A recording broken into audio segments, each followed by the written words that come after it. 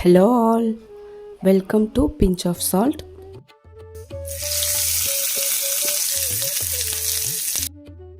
நாம் இன்னைக்கு ஒரு ஹெல்தியான ரெசிபி தான் பார்க்க போகிறோம்.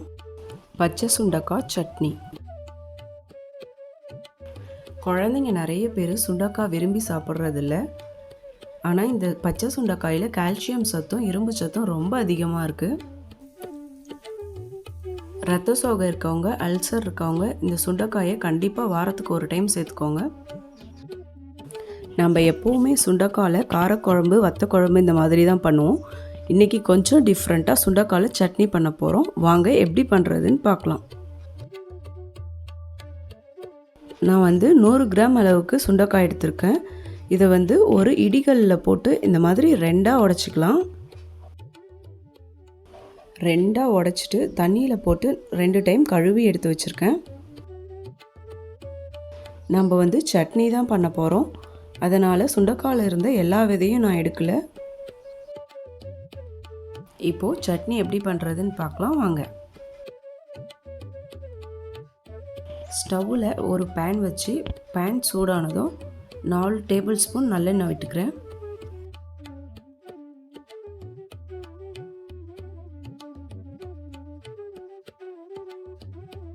எண்ணெய் சூடானதும் 1 ஸ்பூன் கடலைப்பருப்பு, 1 ஸ்பூன் உளுத்தம்பருப்பு சேர்த்துக்கோங்க. இந்த மாதிரி சட்னி ரெசிபி, இட்லி பொடி ரெசிபிக்கெலாம் நான் கருப்பு உளுந்து தான் யூஸ் பண்ணுவேன். உங்ககிட்ட கருப்பு உளுந்து இல்லைன்னா நீங்கள் வெள்ளை உளுந்து யூஸ் பண்ணிக்கலாம். அடுத்து 1 ஸ்பூன் ஜீரகம் சேர்த்துக்கோங்க. இது 3ம் கலர் மாறட்டும்.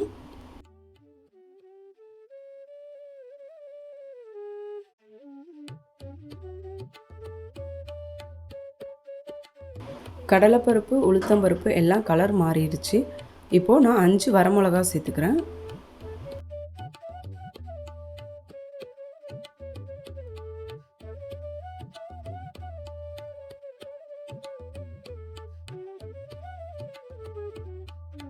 இதோட 8 பல் பூண்டு, ஒரு 10 சின்ன வெங்காயம் சேர்த்து வதக்கிக்கலாம்.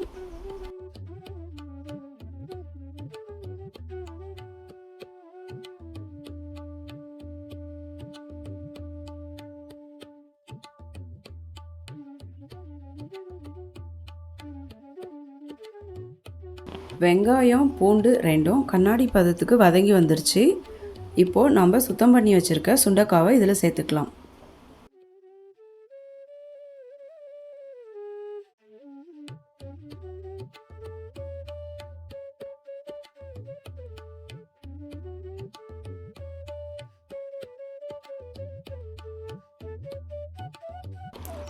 பாருங்கள், சுண்டைக்காய் கொஞ்சம் கொஞ்சமாக கலர் மாறுது.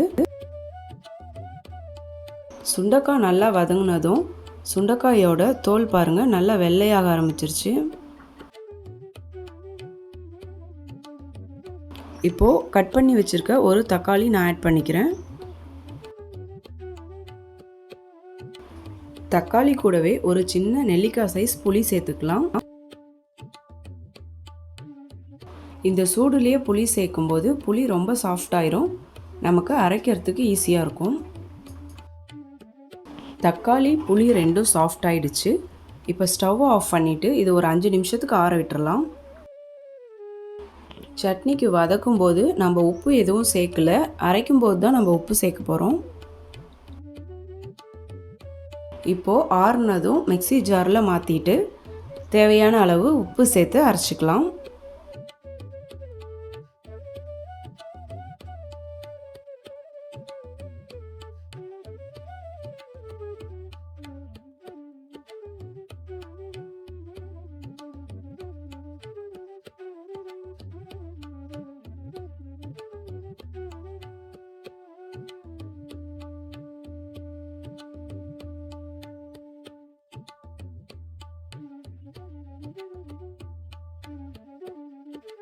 சட்னி அரைச்சி எடுத்துகிட்டு வந்தாச்சு. இப்போது சட்னிக்கான தாளிப்பு பார்க்கலாம்.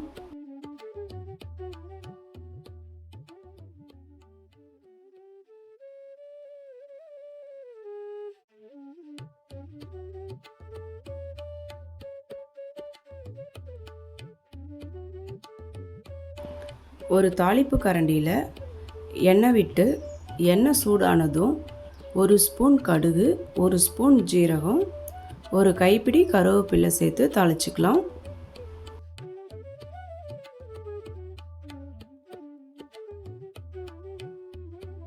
பாருங்க, நமக்கு நல்ல ஹெல்தியான பச்சை சுண்டக்காய் சட்னி ரெடி ஆயிடுச்சு. நல்ல சூடான சாதத்தோட பச்சை சுண்டக்காய் சட்னி வச்சு ஒரு ஸ்பூன் நல்லெண்ணெய் இல்லைனா நெய் விட்டு சாப்பிட்டா ரொம்ப நல்லாயிருக்கும். கண்டிப்பாக ட்ரை பண்ணி பாருங்கள். ட்ரை பண்ணி பார்த்துட்டு எப்படி வந்துச்சுன்னு கமெண்ட்டில் சொல்லுங்கள். நம்ம சேனலை இன்னும் சப்ஸ்கிரைப் பண்ணலன்னா சப்ஸ்கிரைப் பண்ணிக்கோங்க. பாய் பாய்.